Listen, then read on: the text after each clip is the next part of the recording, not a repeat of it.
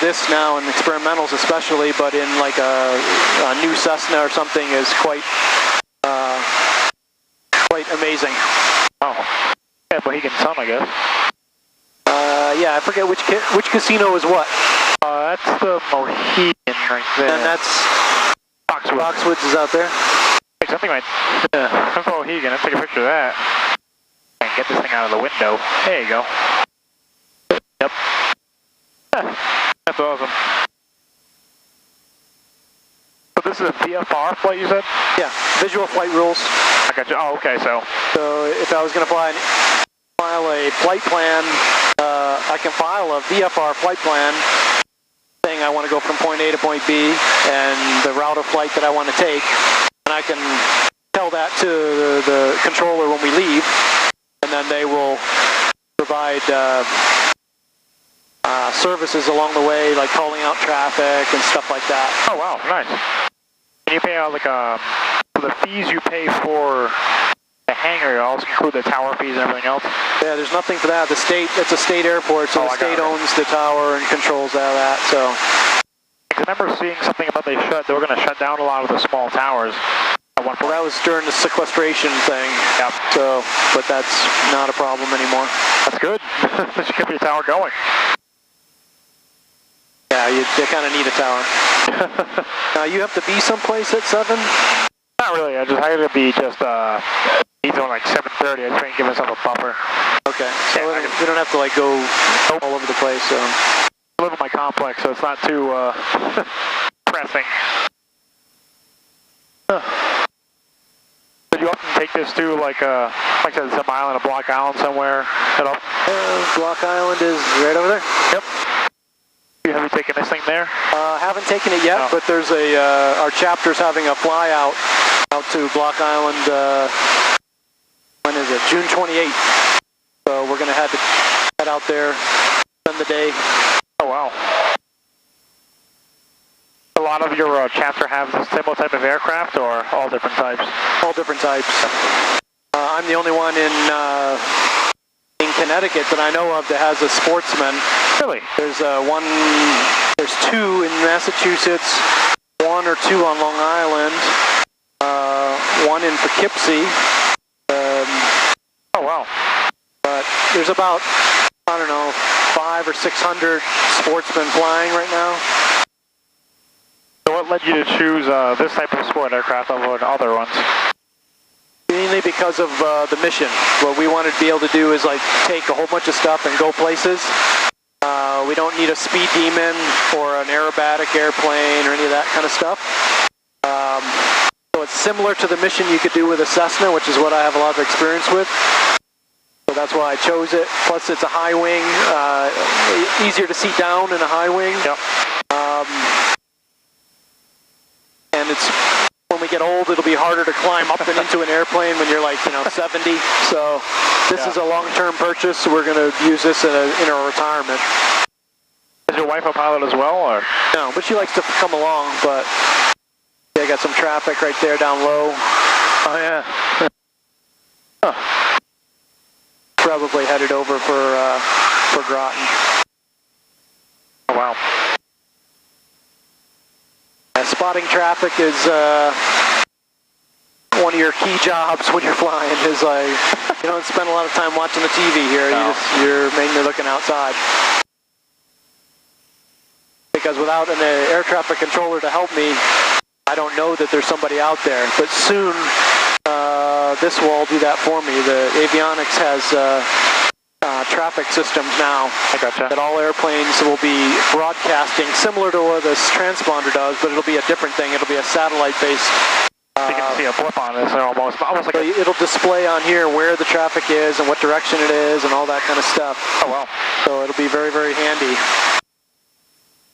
Do these systems for this plane come often with a heads-up display for these, or kind of? They actually have that too for, but most of the time that's not required. A heads-up display is really important for a fighter pilot who wants to be watching his adversary without dropping his eyes down to the panel. So he can look through the screen and see the key instruments. But they still have them available. All it costs is money, right? Yeah. They have infrared systems now, so you can like see in the fog and all kinds of shit. So wild. All the stuff I thought was limited to military and commercial aviation instead of this stuff.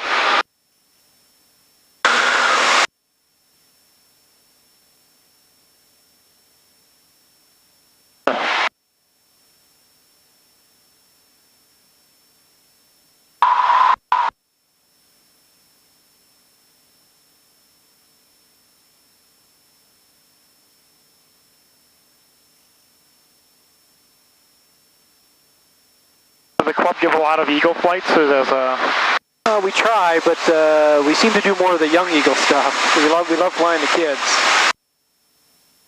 It's a favorite thing. I'm a child technically, so. Well, it's fun to watch their expressions on their face when you first lift off. Most of them have never been in a small airplane. Yeah. So it's a classic. That's awesome.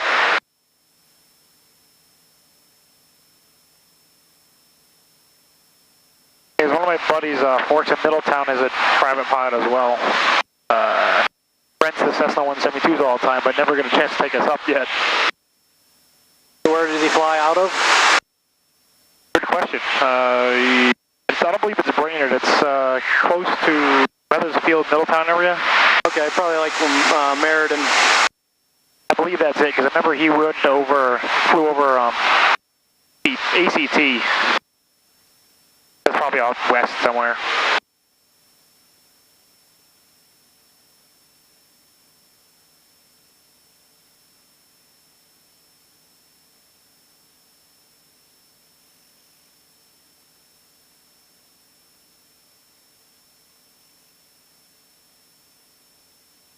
I gotta get my sun visors. They make some really nice, optically clear, like really good quality optics, fairly heavily tinted and multi-positionable visors. They're not cheap, but they're worth it because of stuff like this. And you're like, oh man. They attaching to just the... Yeah, you just actually attach it to these. Yep. And then you can reposition it on the side or here or up. So... As with aircraft, everything's got a price on it. Yeah, unfortunately, yeah. Some of the ones for the like Lear jets, they make them for biz jets and things like that. They're about $1,200 just for some visors. I'm like, holy crap! Mine aren't anywhere near that. They're less than $400. But they're very nicely machined, like articulating assemblies with just enough tension so they stay in place and stuff. So they're a little more than just a sticky thing, you know? Typical visor, yeah. Are you flown any Learjet stuff yet, or you need a separate certification for that, obviously, but... Yeah, that would be a type certification for any kind of turbine aircraft. Does that include a turboprop as well? Not all of them, no, but I think it depends on the weight. I gotcha. The weight is the deciding factor. Gardner traffic, skydiving in 2 minutes, 14,000 feet below, use caution of Gardner, 10 miles north of Stewart. One on the tower.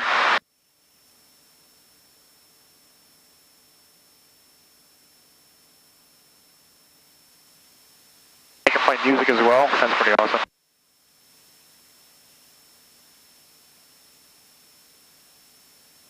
Yeah, you can, if you have like an iPod. But in the Northeast, the airspace is so busy and you're on the radio constantly, reasonably often that it wouldn't be very useful, or you could put it on. I can put it on so I isolate the crew. So the people in the back could be listening to the music and they would not hear us talking, they would not hear the radio calls. They also make some with a little bit of a software so that if it hears a radio transmission, it cuts out the music. But you're constantly cutting the music in and out that after a while you're like, all right, why am I bothering to listen to this, you know? It took 20 minutes to get through a 2-minute song. Yeah. It doesn't stop the song, it just cuts it out. So it's like you're losing half the song. So it's kind of nutty. Connecticut River. Yep. Quite a few people out on their boats today, and very nice weather. Oh yeah. Even Wednesday's supposed to be well, isolated thunderstorms, but another small airport over there, looks like. Yeah, that's Chester. just on top of, if you look straight down, if you can, there's an airport right on the river. I'll bank a little bit this way so you can see it on your side once I roll back the other way. Oh, I got it right there, yeah. Yeah, that's good speed. That's a small one. Yeah. They used to have seaplane rating stuff. You go there and take a, fly a seaplane and get your seaplane rating. I don't know that they do it anymore. I figure because the river's so busy now with boatings, they've kind of, there's ways to do it. I see a Piper Cub must have just took off from there. He's just barely above the tree line. Traffic on Louise Van Eastman north-northwest, inbound 2,300, full stop on. Now the airports that don't have towers 33 Juliet 10 will use a common frequency. just the broadcast. River, then south. And there's, I don't know, a couple dozen total frequencies everywhere in the whole U.S. So, like the frequency for Robertson Field over in Plainville is the same for Brookhaven on Long Island and a couple, 3 other places. If you get up to 4,000 feet, you'll hear all of those people, and they'll be talking over top of each other. So it's kind of a pain, but that's all you get.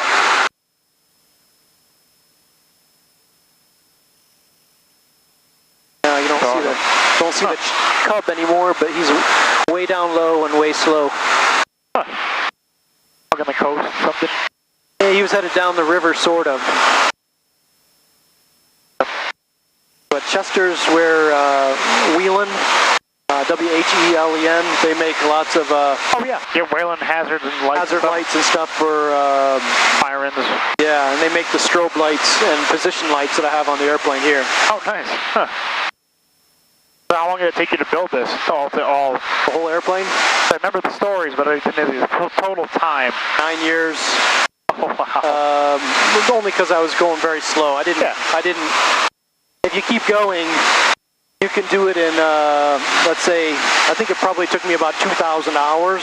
Oh, wow. So you have to figure out how much time you could put 2,000 hours into something if you're really dedicated and don't have a family or something. Or job at that point. Yeah, or if you're retired. People do that when they're retired. They just go nuts and they build a plane. Have you seen any of those Icon A5s yet? Those I haven't seen one flying, but I've seen it at air shows and stuff like that. Pretty cool little sport aircraft. Yeah. Might be.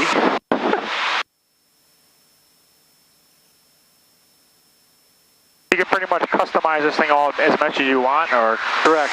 Yeah, because it's experimental. I can do largely what I want. It's always smart to stay within the guidelines of what the FAA would normally certify. So there are the kinds of building tips and techniques that you use are the same as if it was somebody who's going to like repair damage on a Cessna or something. I gotcha.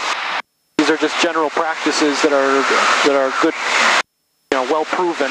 So you use those practices. So you don't use hardware store bolts and everything is, aircraft quality stuff. Which you would want anyway. Yeah, so there's no reason not to. Yeah. I mean, save a few bucks is not worth it. No, not for keeping the thing together. You put like all the wiring is aircraft wiring, which is Teflon coated and not PVC coated, so that if it got hot, when PVC wire gets hot, it stinks and it can be noxious fumes. Really? Not that Teflon doesn't stink, but it won't kill you. No, at least burning PVC is like lethal. That'll get you a good quick. So we'll fly over Pratt Whitney Middletown facility right there on the river. Oh yeah. Huh. And you can kind of see the Aragoni Bridge in Middletown just around that bend. Huh.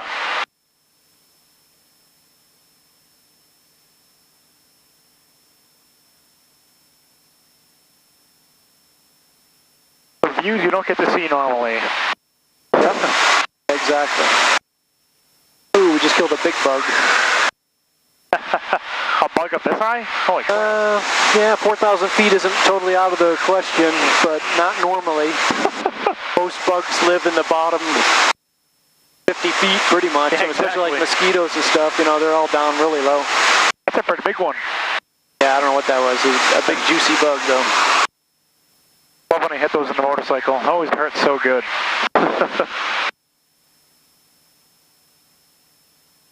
This is Route 9 below us here. Okay, yep.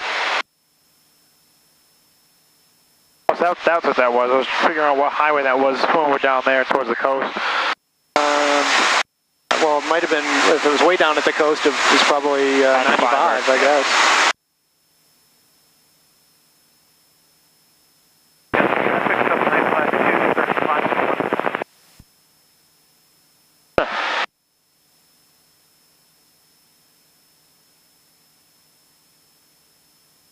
Pratt doesn't give you like a restricted airspace at all or something like that? Pratt Whitney, oh no, for this plant, no. There's no restricted airspace here. Pratt Whitney, East Hartford, that's the main reason I think for this little bump out of the airspace, Really? is to cover both airports when they were functioning airports. I gotcha. And they never did redraw the charts. When did the East Hartford runway shut down? Yeah, it's been shut for years. Years? Alright. Yeah, so it's not even showing up on the map anymore. I gotcha.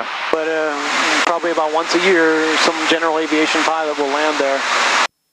Because you're expecting an airport near the river, and you don't see two airports like within a mile.